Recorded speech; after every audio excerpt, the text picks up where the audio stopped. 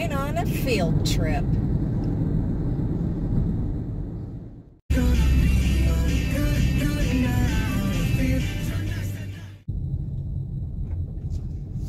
Well, today we are going to tour the Queen Creek Olive Mill.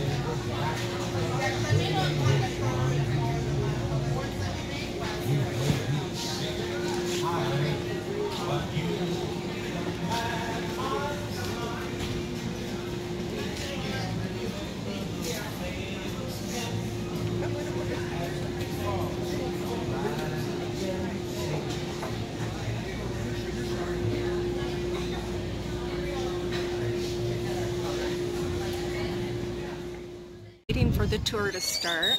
It's about a 45-minute tour and it's outside and it's cold today. It's windy. It says it's 67 degrees. It doesn't feel 67 to me. It's pretty chilly and I didn't bring a jacket, but oh well, I'll suffer through.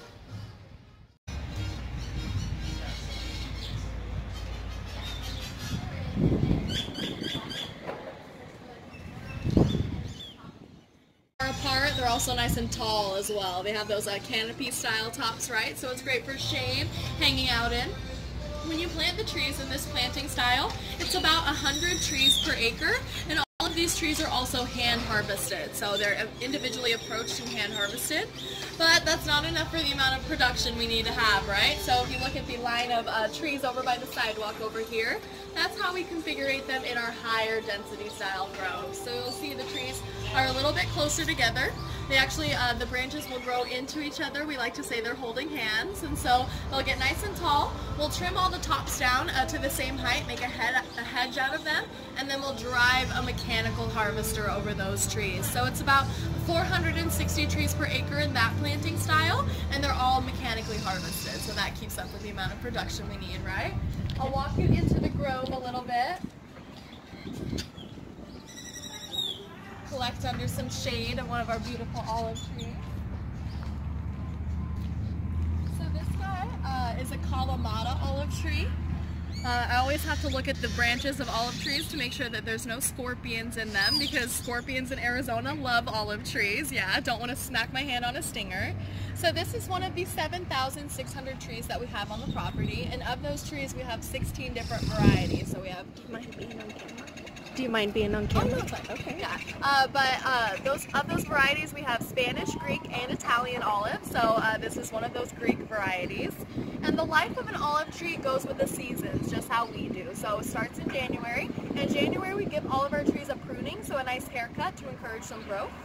If you come here in April, there's going to be millions of blooms, blossoms, buds on the trees, so they're opening up. And then now if you look at our lovely Arizona skyline, there is a bunch of tiny olives coming in. So you see all those little olives?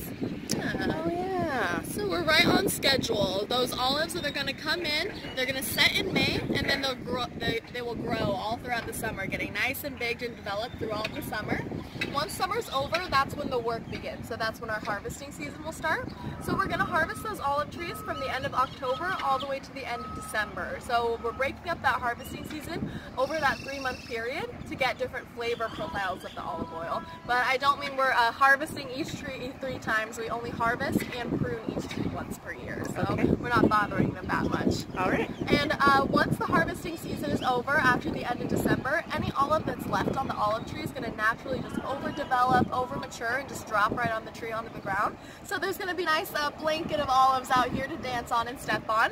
And like I said, since we're hand harvesting these trees, we don't want to pick up any of those olives that have fallen on the ground because they're tainted. We're not quite sure what has happened to them. And you look like a pretty smart lady, right? Have you ever tried a olive off the olive tree before? Yep. You have? How was that experience? The worst thing I've ever tasted. Right, exactly. Yeah, we say you only make that mistake one time, yeah. right? Probably just bit into it and spit it right out on the ground. Yeah. See, because those olives are so bitter and so acidic on the trees, not even the birds on our property are really bothering them. So they're safe from the birds out here. And there is a natural pest to the olive tree, so the olive fruit fly actually invades the trees, eats the olives, makes a bad crop. But since here in Arizona we're so blessed with the triple-digit temperatures, even though it's not acting like summer right now right at all. This minute, yeah. Yeah, but so since it gets so hot here, that olive tree can't, or that olive fruit fly can't survive. So our trees are safe from the birds and they're safe from those predators, so we get to grow them pesticide and herbicide free as well. Oh, so, nice. Yeah, no chemicals in the upbringing, which I think is cool. The property. So this stone mill is how olive oil producers used to produce olive oil back in the day. So has a date plate of 1925 and comes all the way from Calabria, Italy. So what they would do, they would attach a motor underneath the stone mill and actually get those granite wheels to start turning, and they'd throw the olives in there, and I'm talking the whole olive, so the meat, the skin, and the pit, and they'd start to get crushed up by those stones. And then if you look in the stone mill, you can see those large red blades. So as those olives were passing out from underneath the stones, those blades would push them right back underneath the stones, giving a constant turning motion of the olives, and that's what they wanted. It's called malaxation, but it's really just a fancy term for massage. So they're just kneading, turning that olive paste, getting it to relax a little bit, getting those olive oil molecules to separate off. So from that point, it's a little shiny. They would scoop it out of the mill, spread it onto discs or mats, stack them on top of each other, and then press that down with a weight. So obviously lots of oil came seeping out the sides, right?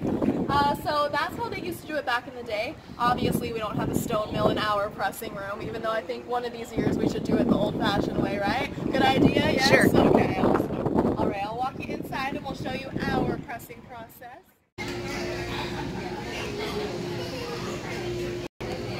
So this is the pressing room. You can take a seat wherever.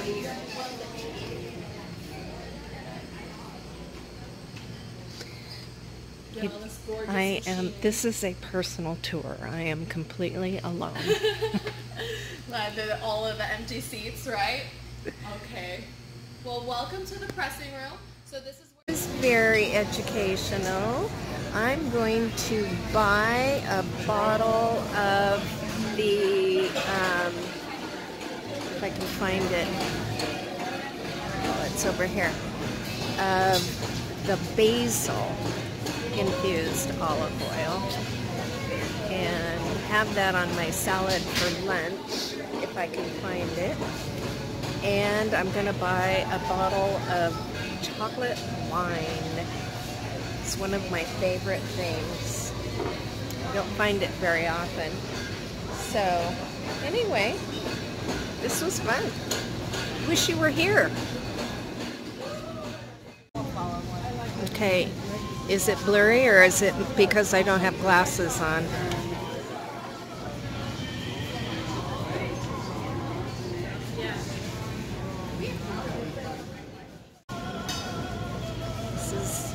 Supposed to put it in the palm of your hand and then put your hand over it and then taste it. But I only have one hand available right now. Oh my gosh. Basil olive oil. It's yummy.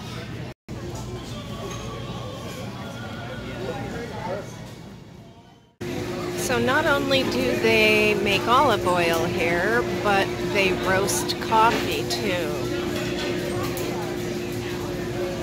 And they serve wine and Bloody Marys and food. My work sweater. Sorry, guys. And this is a pretty neat little place.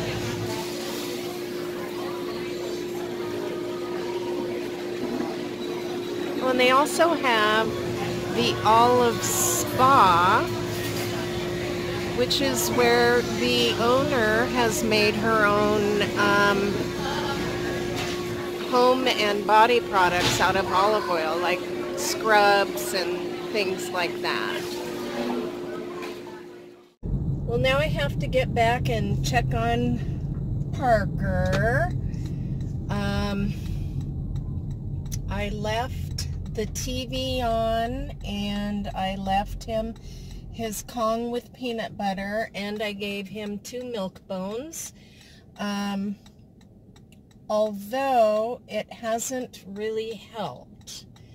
He still is whining quite a bit when I leave.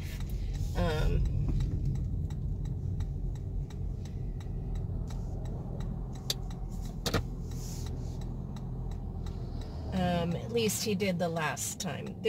Twice I've left and he hasn't whined at all. So I'm not sure why. Sometimes he does and sometimes he doesn't, but he was busy when I left, so we'll see.